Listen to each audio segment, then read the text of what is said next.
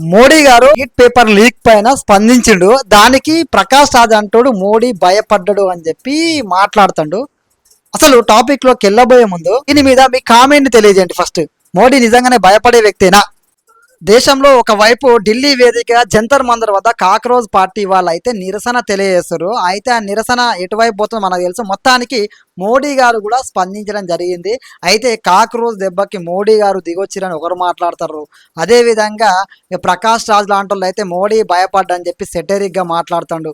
అసలు నిజంగానే మోడీ భయపడ్డా? అసలు మోడీ ఏం మాట్లాడిననేది ఒకసారి చూద్దాము. అదేవిధంగా ఈ ప్రకాష్ రాజ్ ఏ విధంగా ట్వీట్ చేసింది అనేది కూడా మనం మాట్లాడుకుందాము. చలో టాపిక్లోకి అయితే వెళ్ళబోయే ముందు ఒక లైక్ ఇవ్వడం మర్చిపోకండి. అదేవిధంగా వీడియో పూర్తి చూసిన తర్వాత మీ విలువైన కామెంట్ తెలియజేయండి.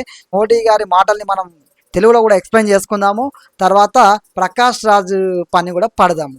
मैं जानता हूं कि पेपर लीक ये कोई मामूली विषय नहीं है। लाखों विद्यार्थी और उनके अभिभावकों के लिए बहुत ही पीड़ादायक है और इसलिए पेपर लीक घटना से अब तक पिछले 2.5 महीनों में अनेक विध कदम उठाए गए। वो पकड़ा गया है, वे जेल में पड़े हैं। सरकार ने अभी पूरी शक्ति का उपयोग करके कम से कम समय में 22 लाख जितने विद्यार्थियों के एग्जाम हो जाए इसका प्रबंध किया।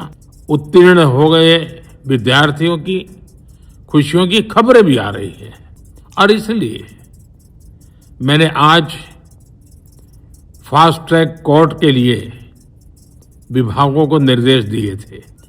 कल कैबिनेट में चर्चा होगी। कैबिनेट के साथियों के सुझाव के बाद उसका अंतिम रूप दिया जाएगा। విన్నారు కదా మోడీ గారు ఏం మాట్లాడారనేది. అసలు మోడీ గారు ఏం మాట్లాడారనేది కూడా నేను తెలుగులో ఎక్స్ప్లెయిన్ చేస్తానండి. ప్రశ్నాపత్రం లీక్ కావడం అనేది సాధారణ విషయం అయితే కాదు. లక్షలాది మంది విద్యార్థులకు వారి తల్లిదండ్రులకి ఎంతో బాధాకరమైన విషయం ఇది.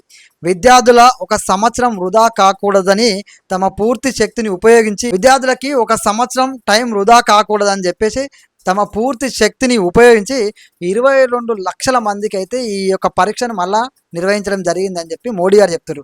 పేపర్ లీకేజీ ఘటనకు సంబంధించి ఇప్పటి వరకు అనేక గట్టి చర్యలు తీసుకున్నాం. దోషులను పట్టుకొని జైల్లో వేసినాం. ఫాస్ట్ ట్రాక్ కోర్టులు ఏర్పాటు చేసినాం. కఠినమైన శిక్షా విధానాలు సిద్ధం చేయాలని చెప్పి అధికారులను ఆదేశించాం. దీనిపై కేబినెట్లో చర్చించి ఇతర సూచనల తర్వాత ఈ బిల్లును పార్లమెంటు సమావేశాల్లో వీలైనంత త్వరగా అంటే ప్రవేశపెడతామని చెప్పేసి మోడీ గారు స్పష్టం చేసిండు. ఎవరిని వదిలిపెట్టాం. 22 లక్షల మందికి మేము మళ్ళా పరీక్ష నిర్వహించాం. ఈ తల్లిదండ్రుల బాధ, ఆ విద్యార్థుల బాధ చెప్పలేము. మళ్ళీ ఇట్లా జరగకూడదనే ఉద్దేశం మీదనే ఉన్నాం. ఎవరైతే పేపర్ లీకేజ్ పాల్పడరో వాళ్ళని జైల్లో పెట్టినాం. అదేవిధంగా పార్లమెంటు సాక్షిగా చర్చించి బిల్లు కూడా పెడతామని మోడీ గారు స్పష్టం చేసిండు. అయితే మోడీ గారు ఇట్లా మాట్లాడగానే ప్రకాష్ రాజ్ అంటోనికి మరి ఇక్కడ ఏం జోక్ కనబడ్డదో తెలియదు. మోడీ గారు భయపడ్డట. మోడీ గారు భయపడ్డరు అని చెప్పేసి మనోడు ట్వీట్ చేసిండు. మోడీ గారు ఏం భయపడ్డాడు, వాడు ఏం ట్వీట్ చేసిండు అనేది ఒకసారి చూద్దాం. ప్రకాష్ రాజ్కు మర్యాద అనేది అవసరం లేదబ్బా. ఎందుకంటే ప్రతి విషయంలో సంబంధం లేకుండా నీట్ విద్యార్థుల కోసం ప్రొటెస్ట్ చేస్తారు కదా కాక్రోజ్ జనతా పార్టీ. అది సరైన పద్ధతి. అలాంటి దాంట్లో ఇలాంటి వాళ్ళు దూరడం వల్ల అది వేరే కోణంలో ఉంది. అక్కడికి వెళ్ళి ఏం మాట్లాడతాడు? రాముని గురించి, హిందూ ధర్మం గురించి, వీటి గురించి మాట్లాడతాడు.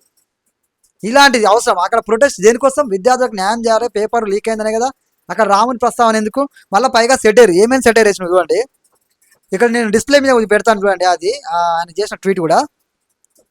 డర్ గయా, ఐ కెన్ సీ ఫియర్ అంట. Thank you the youth of my country. Okay, thank you my cockroaches for this. Thank you. Modi కళ్ళల్లో ఈయన భయం చూసిండట. మోడీ డర్గయా అని పెట్టి thank you for Indian youth అని పెట్టిండు. కాక్రోజ్ స్పెషల్ థ్యాంక్స్ చెప్తాడు. మోడీ కళ్ళల్లో నువ్వు భయం చూసినావా బిడ్డ? మోడీ కళ్ళల్లో శత్రువులు సైతం భయాన్ని చూడలేరు. నీలాంటి వాళ్ళకు భయం కనబడ్డది అంటే అది నీ భ్రమే అవుతుంది. మోడీ నిజంగానే భయపడ్డాడు. దేనికోసం చెప్పాలా? లక్షల మంది యువత ఆగమైపోవద్దని చెప్పి భయపడ్డాడు. అదే మోడీ భయపడ్డాడు. ఆ కాక్రోజ్ జనతా పార్టీ ఏదైతే నిరసన పిలిపించిందో ఆ నిరసనల్లో మామూలు యువత జీవితాలు చిందరవందరం కావద్దని అక్కడ రాళ్ళు రూతురు కొంతమంది. ఆ రాళ్ళు రువ్వే దాంట్లో నిజాయితీగా ప్రొటెస్ట్ చేసే వాళ్ళకి ఏమీ కావద్దని చెప్పి మోడీ భయపడడు.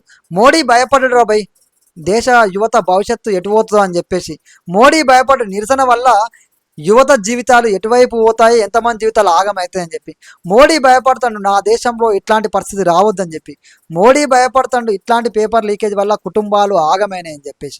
సో మోడీ అనే వ్యక్తి భయపడ్డది దేశ యువత కోసం, దేశ భవిష్యత్తు కోసం తప్ప నీలాంటి లత్కోర్గాలను చూసి మోడీ భయపడు.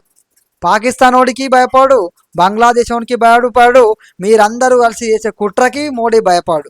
మోడీ భయపడేది నా దేశం కోసం, మన దేశం కోసం, మన యువత కోసం, వాళ్ళ తల్లిదండ్రుల కోసం తప్ప మీలాంటి వాళ్ళ గురించి కాదనేది గుర్తుపెట్టుకోండి. మోడీ రాకముందు దేశం ఎట్టుండే, మోడీ వచ్చిన తర్వాత ప్రపంచ దేశాలన్నీ మోడీ మోడీ అని చెప్పి మోడీ నామస్మరణ చేస్తున్నాయి. ఇది మోడీ క్రేజ్, మోడీ విధానం. మోడీని 3 సార్లు గెలిపించి అధికారంలోకి తీసుకొచ్చారు దేశ ప్రజలు. అంటే ఇది మోడీ గారికి ప్రజలకు మధ్య ఉన్న అనుబంధం, మోడీ గారికి మీద ప్రజలకు ఉన్నటువంటి నమ్మకం. ఇది గుర్తుపెట్టుకోవాలి. నీలాంటోళ్ళు ఎక్కడ పహల్గామ్లో ఉగ్రదాడి జరిగినా స్పందించరు. నీలాంటోళ్ళు దేశం విచ్ఛిన్నమయ్యే శక్తులకు సపోర్ట్ చేస్తారు అవసరమైతే. నీలాంటోళ్ళు దేశంలో ఇలాంటి సంఘటన జరుగుతున్నప్పుడు సపోర్ట్ చేస్తారు. నీలాంటోళ్ళు ఏ విధమైన ధోరణితో ఉంటారు హిందూ ధర్మం పట్ల, హిందువుల పట్ల, దేశం పట్ల అనేది యావత్ దేశానికి తెలిసిన విషయమే ఇది. సో నీలాంటి వాళ్ళు ఒక మోడీ బాధగా స్పందిస్తే, అక్కడ విద్యార్థులను ఉద్దేశించి వాళ్ళ తల్లిదండ్రులను ఉద్దేశించి స్పందిస్తే నీకు అక్కడ ఆయన భయం కనబడ్డది. సెటైర్ చేస్తున్నావు బిడ్డ మోడీ మీద. ఇలాంటి సందర్భంలో మోడీ గారు హుందాగా స్పందించరు. విద్యార్థులకు ఇలాంటి జరగొద్దు, మోడీ గారు మీరు స్పందించినందుకు సదా ధన్యవాదాలు చెప్పాలి. లేదంటే మోడీ గారు స్పందించినందుకు మీరు కృతజ్ఞత చెప్పకపోయినా పర్లేదు, ఆ తల్లిదండ్రులకి విద్యార్థులకి న్యాయం జరిగేలా చూడండి అని చెప్పాలి. కానీ మోడీ గారు స్పందిస్తే భయపడని, మోడీ గారిని ఓడించడమే లక్ష్యంగా మీరు పనిచేస్తున్నట్టుంది. మోడీ గారి కళ్ళల్లో మీరు ఎప్పటికీ భయాన్ని చూడలేరు అనే విషయాన్ని గుర్తుపెట్టుకోండి. మోడీ గారిని ప్రజలు గెలిపిస్తారు, మీరు దింపాలంటే దింపలేరు, మీ వల్ల కాదు. మోడీ గారికి ప్రజల బలం ఉన్నంత వరకు మోడీ గారిని మీరు టచ్ చేయలేరన్న విషయాన్ని మీరు గుర్తుపెట్టుకోండి. మోడీ గారు భయపడరని చెప్పి మాట్లాడితే ప్రజలారా ఆలోచన చేయండి. కాక్రోజ్ జనతా పార్టీ యొక్క చేసిన నిరసన, వాళ్ళ నిరసనకి మనందరం మద్దతు తెలపాలి. కానీ సరైన వేలో పోతున్నప్పుడే మద్దతు తెలుపుతాం. ఏ దిశగా పోతుందని కూడా ఆలోచన చేయండి. మహిళా జర్నలిస్టు మీద దాడి చేస్తుంటే అస్సలు సపోర్ట్ చేయం. మహిళా పోలీసుల మీద దాడి చేయడానికి అస్సలు సపోర్ట్ చేయం.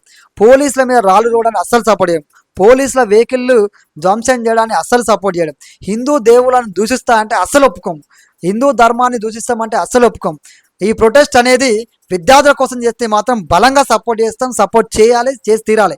అది ఏ పార్టీ అండి, బీజేపీ, కాంగ్రెస్, ఇంకెవరైనా ఉండనివ్వండి, విద్యార్థుల కోసం సపోర్ట్ చేస్తాం. కానీ ధర్మాన్ని దూషిస్తామని చెప్పేసి ఆ నిరసన పేరు చెప్పి ఏది పడితే అది దేశాన్ని విచ్ఛిన్నం చేస్తామంటే కుదరదు. నేపాల్లో మారుస్తామంటే అస్సలు ఊకం, బంగ్లాదేశ్లో మారుస్తామంటే అస్సలు సహించేది లేదు.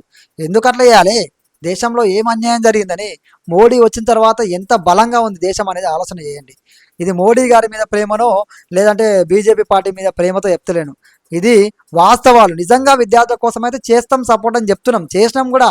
కాక్రోజ్ జనతా పార్టీ ఇచ్చిన నిరసనకి సపోర్ట్ చేసినాం. కానీ ఏ దిశగా వెళ్తుందో ఆ దిశను మేము ఒప్పుకోం, రాళ్ళు రోవడాన్ని అస్సలు మేము సహించాం. ఇది గుర్తుపెట్టుకోవాలి. మోడీ గారు భయపడరు అని చెప్పి సెటర్ ఎత్తరా. బాధగా స్పందించినప్పుడు బాధితగా గౌరవంగా స్వీకరించాలి దేశ ప్రధాని పట్ల. మోడీ గారిని విమర్శిస్తే పర్లేదు, బీజేపీ పార్టీని విమర్శిస్తే పర్లేదు, నిరసన పేర్ల మీద తల్లిని దూషిస్తాం, ఏమైనా మాట్లాడతామంటే కుదరదు. దీన్ని మేము అస్సలు సహించాం భారతీయ పౌరులుగా. ఇది గుర్తుపెట్టుకోవాలి. మోడీ గారు భయపడడు అని చెప్పేసి ప్రకాష్ రాజ్ లాంటి చెప్తుండు. దానిపైన మీకు కామెంట్ చేయండి. ఫస్ట్ మోడీ గారిని ఈ విధంగా మాట్లాడడానికి మీరు సమర్థిస్తున్నారా? మీ విలువైన కామెంట్ని తెలియజేయండి. జై హింద్, జై భారత్.